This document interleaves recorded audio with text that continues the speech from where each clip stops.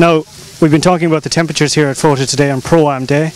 It literally is roasting hot where I am here. We're with Clonakilty Black Pudding's Colm McCarthy and Patricia alongside him here, and we're cooking up for the pros. So, Cal, explain to me what's in front of us. All lovely Clonakilty Pudding produce and some sausages and rashers and everything like that. So, what's your role here today?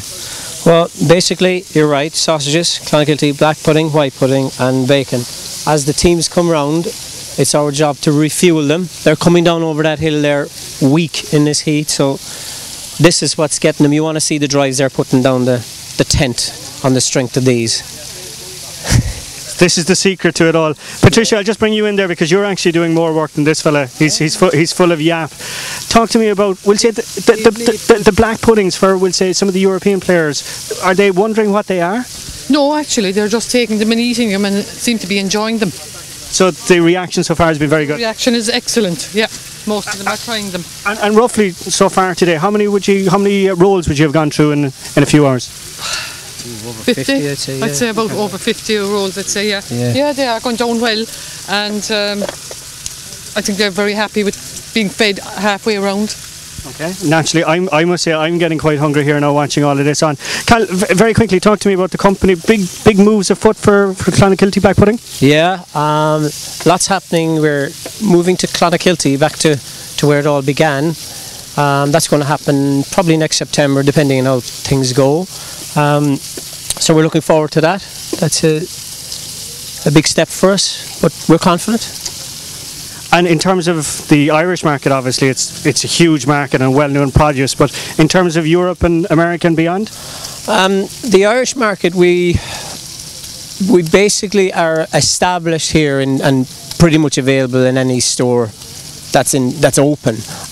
In the UK it's a different story. We're growing slowly but surely. We're available in Tesco, Asda, Waitrose, soon to be Sainsbury's, Morrison's. So we've bit by bit we've chipped away at it, and we've probably about 20% market share in London now, which is a real strong one for us. In Europe, small scale distributor in northern France who distributes into Paris for us. We have another one in Spain, and we're doing a lot of business now in United Arab Emirates. Actually, that's taken off.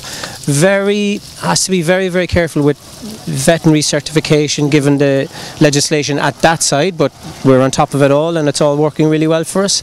And Hong Kong is a market that's opening up for us as well. And finally, this lady's daughter, it's always a family affair in Clonakilty, Karen, is heading up our expansion in Australia, where we're manufacturing in Melbourne and distributing from there to Perth, Sydney, Brisbane, and taking over that side of the world in terms of pudding.